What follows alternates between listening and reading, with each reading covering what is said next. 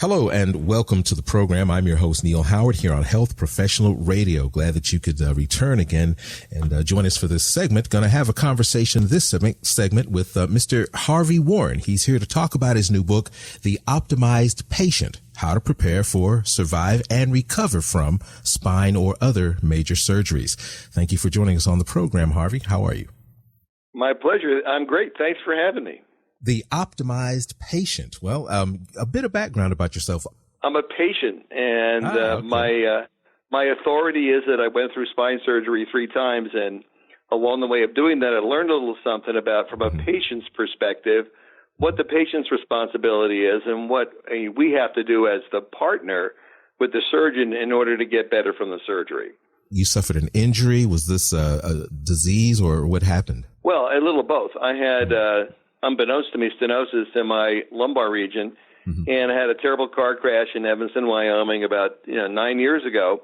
And after a couple of years of struggling with chiropractors and epidurals and a whole bunch of stuff that ultimately didn't work, I had to go see a spine surgeon, and along the way learned about minimally invasive technologies that are up and coming and evolving that are really helping patients to weather these very, very difficult surgeries and recover as quickly as possible.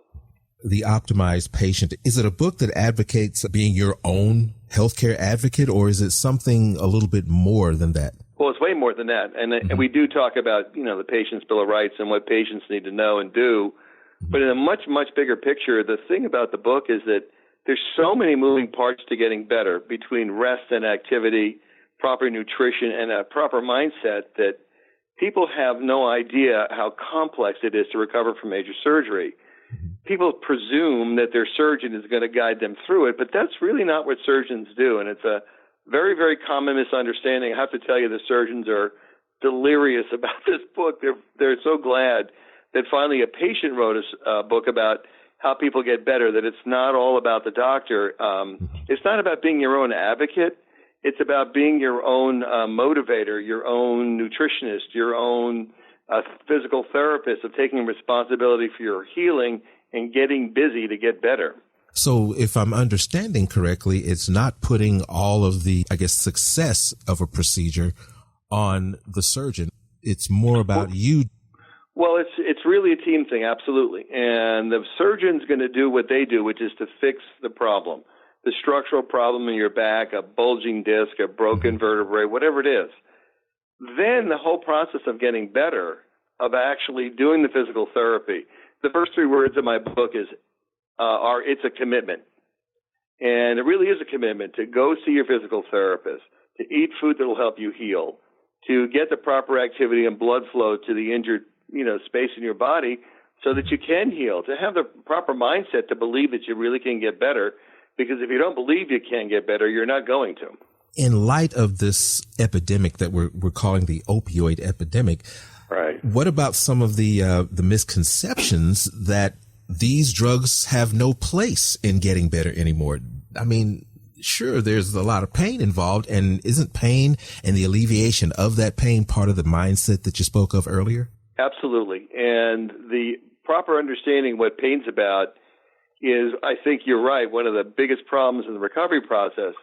If you've ever really sprained your ankle or bumped your elbow really hard or sprained your wrist, you know that it hurts for a couple, 3, 4, 5 days. After a week, you're feeling a lot better. You don't really need opioids to recover from that. Yeah. The same is really true of surgery. The first week or so, it's critically important that you use the painkillers to get comfortable so you can rest, because rest is so important to recovery. Well, over time, over 5, 6, 7 days, the 1 pill every 4 hours has to become 1 pill every 6 hours, 1 pill every 8 hours. Start tapering off so that you can actually, as you said, you can actually feel what's going on in your body and address the pain. This idea that people need to be put out of their senses for, God forbid, they could feel a little uncomfortable really doesn't aid the recovery process. First of all, it's really difficult for your microbiome. And one of the things you need more than anything in recovery, obviously, is good nutrition. And slowing down your digestive tract with opioids is not going to help that outcome. When you're talking about the type of injury that that you sustained and a lot of other folks, any type of major surgery, but especially when we're talking about the spine, the back, there's a level of fear that maybe is only equaled with, heart surgery or brain surgery. Talk about the fear of the specific type of injury and the fear of maybe not recovering fully from that injury plays a part in your recovery. Well, I write extensively about the horror stories in the book, and I went to the 4 surgeons that I interviewed for the book together with 6 patients, a chiropractor, 2 physical therapists, and a nutritionist. And I said to them, hey, listen, what's with the horror stories? Why are we hearing these terrible stories about people that have rods in their back and they're paralyzed and they're in wheelchairs forever? And those surgeries do happen. They really do. Once in a while, a surgeon will make a mistake. But with an increasing focus on patient outcomes, patients are being much more carefully handled by the doctors because, people are checking now, and insurance companies are referring to doctors that have success and very high success rates.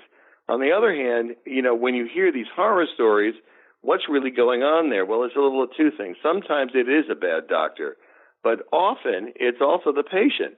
The patient who continues to smoke and continues to be overweight and doesn't get the proper activity, doesn't eat the good food, doesn't get the proper rest, and doesn't think they're going to get better or prefers not to get better.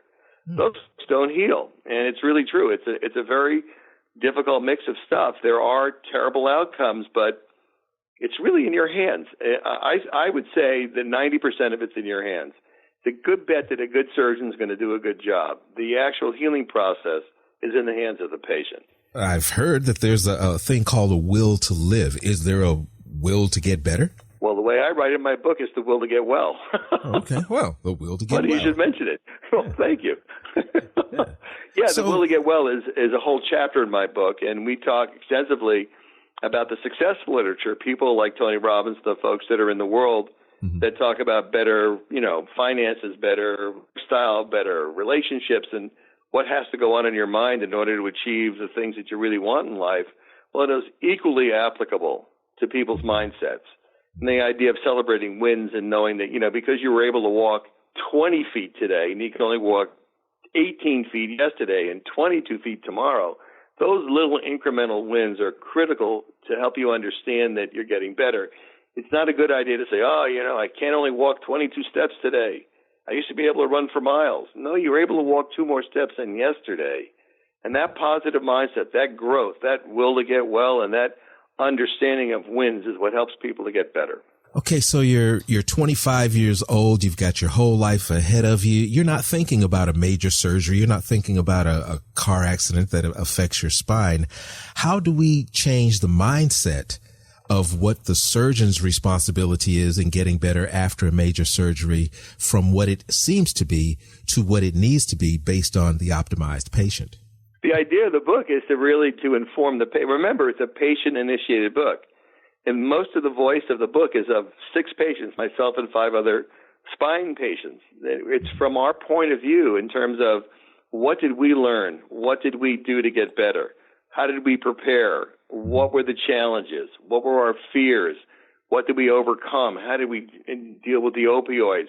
What did we do about constipation? What is that horrible experience of coming out of anesthesia, antibiotics, and opioids and having your digestive tract completely stop? I mean, how do you rebuild your microbiome? These are all ideas that are never addressed by a surgeon. And it's not that the fact that the surgeon doesn't A, know about it or B, care about it. It's that the surgeon has a very specific role to play, and that's to fix broken pieces. Once the broken pieces are fixed, the whole healing process is in the hands of physical therapists and all sorts of, people that are involved in nursing and bringing people back to health. It takes a lot of work, and the surgeon is not the man to turn to for that because he just fixes broken things. And that really is a mindset shift for people. Did you encounter people that meant well but seemed to only, kind of feel sorry for you and, didn't share your positivity in your recovery? Well, yeah, listen, it takes all kinds of different people. There's good and bad and all kinds of people. Some people step up to the plate and they're going to get better by hook or by crook. They're going to do whatever they have to do to get better. And some people just don't engage. And they go, I'm broken. I'm always going to be broken. And I'm going to stay broken. And, I always knew it would be like this. And, some people really think like that. Part of what we try to do with the book is to say, can you for a minute, for a day, put that mindset aside, risk thinking that you can get better. Just go with me for a day. Think that you can get better and see if you can. See if you can't just improve a little bit today. And we find that when people engage and they get involved in prehab and rehab, that if they follow the programming, and we've got nothing to sell but a book. There's no supplement and all that other nonsense. Mm-hmm. This is just about patient experience. I'll tell you something I learned from Bill Walton. I mean, this is how powerful this stuff is. Bill Walton, the NBA superstar, said, hey, get into a swimming pool, get into that 0G and walk back and forth. It will really do you good. I ultimately found out from an aquatherapist that if you have really severe back pain, and this is a message for everyone that's listening to this, including doctors, if you've got really bad back pain and you walk around in a pool for 3 times a week for a month for an hour a day and just enjoy the core strengthening and the 0G, you know what's going to happen? Your back is going to get better. And if it does get better, you don't need spine surgery. But if it doesn't get better, you do. Kind of a secret weapon. Well-kept secret. Yeah. But not a secret anymore. Not anymore. Now Bill Walton's on it. Okay. The Optimized Patient, How to Prepare for, Survive, and Recover from Spine or Other Major Surgeries. Where can we get a copy and learn more about you and the book? Well, we made it easy for people. We even made an audio book because we know sometimes it's difficult for people to read. I got to tell you, people have difficulty focusing after anesthesia. So you can get it on Amazon, theoptimizedpatient.com, theoptimizedpatient.com. There's directions there on how to get to Amazon. And best way to do it, just order it online and have it sent to your home or download the audio book.